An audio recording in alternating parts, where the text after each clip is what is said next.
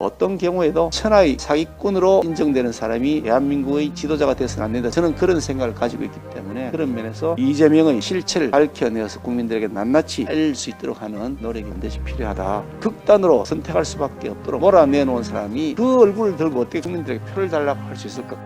기가 막히는 거짓말 쇼를 옛날부터 지속적으로 해왔다는 생각이 듭니다. 입만 열면 거짓말이다. 이런 시중의 평판이 전혀 근거 없는 것이 아니다. 매우 사실하고 부합한다는 생각을 하지 않을 수가 없습니다. 정말 하늘이 두려운 줄 모르는 분 아닌가 하는 생각이 들 정도입니다.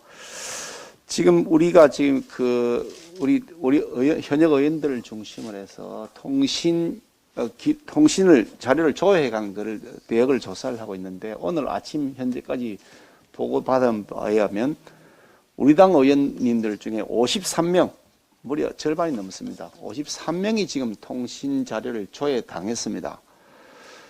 전방위적으로 불법 사찰을 계속하고 있는데 도대체 이유가 무엇일까 하는 걸 지금 생각하고 따져보고 정보의 공개를 요구하고 있는 중인데 특이하게 눈에 띄는 부분이 있습니다. 유상범 의원님이 1년간 9번 조회를 당해서 1위를 기록하셨고요. 네, 축하드립니다. 고맙습니다. 김은혜 의원님이 8번 조회를 당해서 2위를 하셨고요. 또 제가 3등 했습니다. 7번 조회가. 박수영 의원님이 4번 당하셨고 제가 다 이게 자료를 들고 온 게 아니에요. 기억나는 대로 말씀드리면 이걸 보면 여기에 있는 의원들이 집중적으로 지금 통신 기록을 조회 계속 추적당하고 있다는 사실을 알 수가 있습니다. 무슨 얘기냐? 이게 특히 10월, 11월에 매우 집중되어 있습니다. 시기적으로 보니까.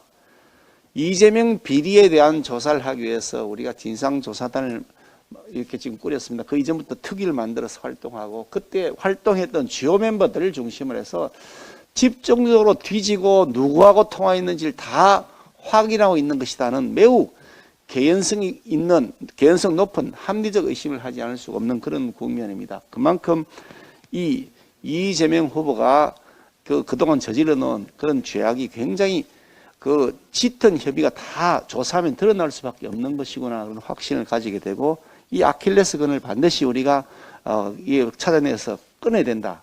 그래서 굿바이 이재명 이름 그대로 아주 이름 잘 지었습니다만 굿바이 이재명을 만들어야 되겠다는 생각을 다시 한번 하게 되는데 그 일에 앞장서신 우리 이재명 비리 국민검증특위 여러 위원님들 특히 김진태 위원장님을 비롯한 여러 위원들께 감사의 말씀을 드립니다. 여러 가지 여건도 불비하고 우리가 가지고 있는 권한도 수단도 매우 제한적이고 할 수 있는 인적 네트워크도 많은 권력의 중간 차단에 의해서 막혀있는 우리의 활동이 많이 막혀있는 것을 현실로 많이 느낍니다만 그럼에도 불구하고 진실을 찾기 위해서 조각조각 하나씩 모아가시는 여러분들의 그 노고와 헌신에 감사의 말씀드립니다.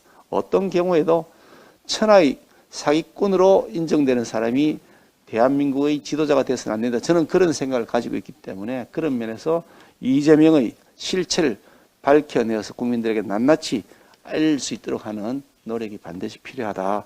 이재명이라는 사람이 얼마나 그동안 국민들을 속여왔는지를 실체를 낱낱이 좀 파헤쳐서 더 알릴 수 있는 노력을 해주셨으면 좋겠다는 말씀을 드리고요. 이게 사실 당군 이래 최대 부동산 특혜 비리 사건인데 잘 아시는 것처럼 이걸 실무선에서 적당히 무마해서 검찰은 꼬리를 잘라버렸습니다. 꼬리를 자른 수준이 아니고 꼬리 끝에 있는 틀끝 하나 뽑고 끝내버린 거 아닌가 그런 생각이 들 정도입니다. 무려 1조 원대의 어마어마한 부동산 개발 비리 의혹에 대해서 실무자 몇 명 책임지라 하니까 나는 억울하다. 왜 내가 책임져야 되느냐. 윗선에서 다 지시해놓고 하면서 일부 사람은 그에 대해서 지금 자신의 운명을 스스로 끊어버린 분도 계시고 해서 유족들이나 본인 입장에서는 얼마나 원통할까 하는 생각이 듭니다. 이렇게 국민들의 생명을 극단으로 선택할 수밖에 없도록 몰아내놓은 사람이 아무리 자기가 뭐라고 얘기한다 하더라도 그 얼굴을 들고 어떻게 국민들에게 표를 달라고 할 수 있을까? 그게 과연 우리의 도덕 수준이 합당한 것이라고 과연 인정할 수 있을까? 합당하지 않다 하더라도 최소한의 도덕 수준마저도 지키지 못하고 있는 것이 아닐까 하는 생각을 한편 하면서 지금도 민주당하고 이 특검 논의를 오늘도 조금 전에도 하고 왔습니다만은 민주당 얘기는 상설 특검으로 해결하자고 하는 겁니다.